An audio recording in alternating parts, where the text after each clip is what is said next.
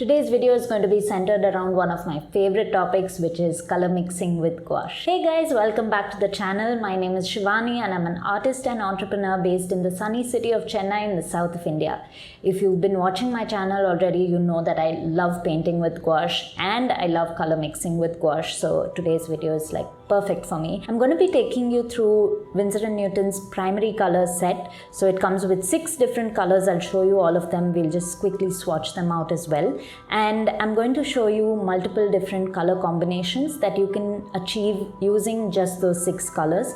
When I first used these colors, I was blown away by the number of colors I was able to mix using them. I was completely shocked. I thought I would need to buy more colors sooner, but I really didn't need to. For my first 1.5 years, I think, of working with gouache, I barely bought any other colors. I only bought colors which had a certain brightness that I could not achieve with these colors. I'll also start off by taking you through a color wheel that I recently painted. It's a little different from your typical color wheel. I'm not going to be painting it in this video, but I'm just going to show you what I did because it's something that is an exercise you would definitely find helpful if you're trying to get more familiar with color mixing. So we'll go over that and then we will see multiple different colors that we can achieve using Winsor & Newton's set of primary colors. So let's jump straight into it. So lately I've been so obsessed with creating color wheels and color charts. I've just been doing a deep dive into all the colors I own, and this was a color chart I prepared which was like I said, slightly different from your usual color chart. I thought I would explain it in detail in this video, but I think it demands a whole video of its own because it's a little complex. So I'm going to be creating that video soon. If you want to know more about color theory, or if there are any specific questions that you have, please leave a comment below so that I can incorporate your doubts into my next video on color theory. I've also been creating these color mixing charts.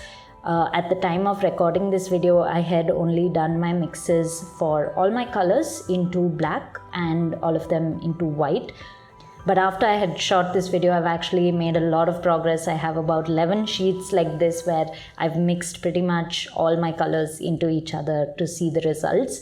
And it was very interesting, and I would highly recommend creating these kind of charts for yourself as well, because it gives you so much of an understanding of what's possible with the colors that you own.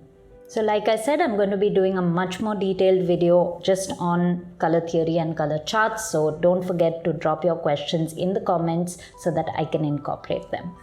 For now, let's get started with our color mixing for today's video. So what I have in front of me is the primary set of Winsor & Newton Designer's Gouache, which comes with the 3 primary colors, that is yellow, red and blue.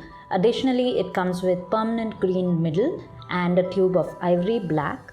It also comes with zinc white, but I've made a substitution and I've bought a tube of permanent white for myself because it gives a much more opaque color. For the 5 colors I'm going to show you how to mix up in this video, I'll only be using these 3 primary colors along with white and black. But stick around until the end of the video because I'll be showing you a few possibilities incorporating green as well. Let's just start by swatching these 5 colors which I have laid out here in my palette. For the paper, I'm using Hindustan Trading Company's watercolor sketchbook, which has 300 GSM 100% cotton paper. I also have this set of 2 jars of water and a flat brush to swatch. Swatching your colors straight from the tube is a great way to understand your pigments better and also understand the opacity of each color. We all know that gouache is a very opaque medium, but each color has a slightly varying degree of opacity. You'll find that the reds are often not as opaque as some of the other colors. I use one of my jars of water for the first wash of my brush, and then I dip it into the second jar of water just to get it completely cleaned. So now I'll continue swatching all of the colors before we start mixing.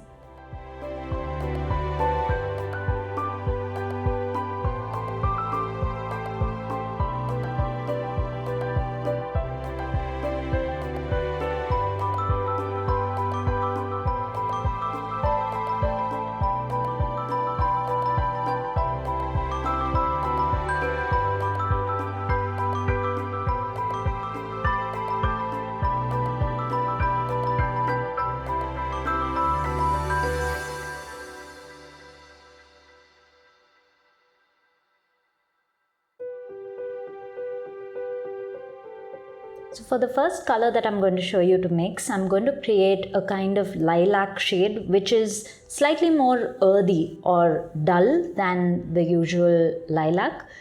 For this, I'll start by mixing red and blue with some white. And what we end up with is a bright violet color. As you can see in the color wheel, yellow is the complementary color of purple. So the colors opposite to each other on the color wheel are complementary colors. And what this means when you're color mixing is that they dull each other out, or they cancel out the color in each other. So to create a slightly more dull version of this color, I'm going to be mixing a bit of yellow because that's the complementary shade. And now I find that it became a little too yellow, so I'm adding a bit more red and blue to bring back a bit more of the purple hue. I'm happy with that, so I'm swatching it out. And once I'm done, I'm creating two swatches beside it of a lighter value by just adding white into it. So value, just so you know, is the lightness or darkness of a color. For the second swatch, I'm creating an olive tone, and this is one of my favorite colors to mix up with gouache. I use primary yellow with ivory black to create this green tone. The first time I mixed this up, I was so surprised with it and so excited by it, which is why you might see this repeating in many of my videos.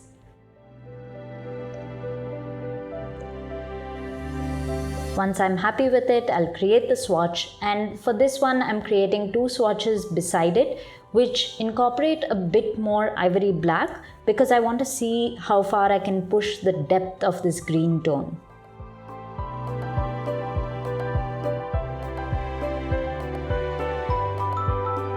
Now for my third swatch, I'm going to mix a bit of primary red with primary yellow, and that gives me this really bright orange color. I then add in some white, and this ends up being a more peachy color. Now again, we go back to the color chart, and the complementary color of orange is blue. So I'm going to try to add in some blue to dull this color out. I'm finding it a bit too blue, so I'm adding some more red and some more yellow to balance it out.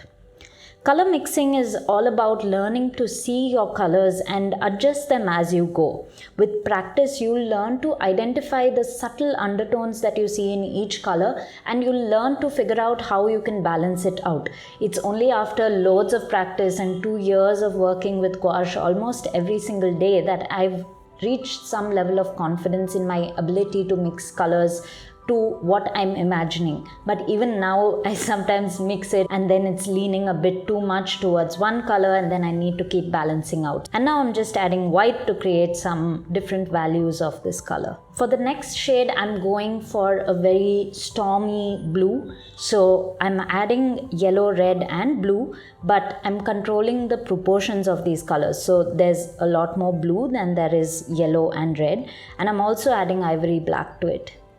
This gives me a really nice midnight blue shade. I'm then adding a bit more red to it, and I find it goes a little too much towards violet, so I add some blue again to adjust it. And had I mixed just blue with red, I wouldn't have been able to achieve this depth of this color because I added in some yellow as well, which helps, let's say, gray out the color a bit. So it adds the complement into this mix, and that just helps it become a more earthy shade of blue, if that makes sense. And this time I'm adding lots of white to it. This creates such a beautiful stormy palette, and if you want this to be a more gray blue, then the best thing to do is to add some more orange into it, which is the complement of blue, and you'll do that by adding yellow and red, which mix to form orange. And for the final one, I'm using the blush color we mixed earlier, and I'm adding some blue into it and then some white. I'm trying to make a more dusty pink shade. Adding the blue in again is the complementary shade of orange, which is the undertone of this color, which helps it become more neutral. I wanted the color to be a bit lighter, so I'm just adding a bit more white and going over my swatch again. And then I'll add more white and create 2 more swatches. So through this video, I wanted to show you some unusual color mixes rather than just mixing two primaries to form secondary colors. If you noticed, these 4 colors all included the 3 primary colors and different ratios of black and white. All of these produce some gorgeous pastel tones. I've been asked about it on Instagram. A lot of people have DM'd or commented asking me how to mix nice pastel colors. I recommend creating more unusual mixes like these by adjusting the ratio of the 3 primary colors, and that will give you much more interesting mixes than just adding white to any color that's straight out of the tube. And now, like I promised you, I'm just going to show you a few different combinations that are possible by incorporating permanent green middle as well. So I'm just pulling up my sketchbook here, which is my color sketchbook where I experiment with different combinations. Now this first row of colors that you're seeing is basically created by using the midnight or stormy blues that we mixed up and adding a bit of permanent green into it. So you see the difference in colors that you're able to achieve. This next row incorporates the blush color with some permanent green middle. So this gives you some very earthy brown greens. And for the third row, I was actually trying to go for a slightly more rust color, but I ended up with this very brick red sort of color, which was also created by using the blush. Then I have this one swatch, so the permanent green middle straight out of the tube is a very intense shade of green. Here I just added a bit of primary yellow to it along with a touch of primary red to neutralize it, because again, going back to our color wheel, red is the color opposite to green. So it helps to neutralize it. I didn't use much at all. You can add a lot more red to it to see the results, and you'll end up with these beautiful olive foresty shades of green. So like I said, the possibilities are always endless and you can just explore with your colors and see where you end up. If you create mixes of your own, feel free to share them and tag me on Instagram. I would love to check them out. Okay, so that was a packed video and I hope you realized how many different color combinations are possible. What we did was just like touching the surface of it. There is so much more that you can do just by playing around with the colors that you have. You just keep exploring and I guarantee you're going to keep discovering new colors that you can mix every single day. And I just love the pigments of the Winsor & Newton gouache. Somehow whatever I mix ends up looking good. I have rarely ended up with a color which I absolutely hated. And once you understand the basics of color theory and try out a color wheel like the one I showed you, you'll also understand how to adjust your colors to make them closer to what you're trying to achieve. I think it's just about practice and just putting in that little effort to get used to your colors and your pigments, and you can take them a really long way. So if you're interested in working with gouache, I would also recommend that you download my free resource, which is linked in the description. You're going to find loads of value in that. And I also recommend you checking out my Skillshare class, which I've linked in the description, which is a gouache 101 class where I take you through all the basics of painting with gouache as well as a simple lesson on color theory. And if you're interested in just a teaser before you dive into the entire Skillshare class, you should definitely check out this video here. It's a small snippet from my complete Skillshare class. This is just the portion on color theory, and I thought if you're into color and if you're interested in color mixing, that's a video you'll find helpful. So don't forget to subscribe to the channel below, and I'll see you guys in the next video. Bye.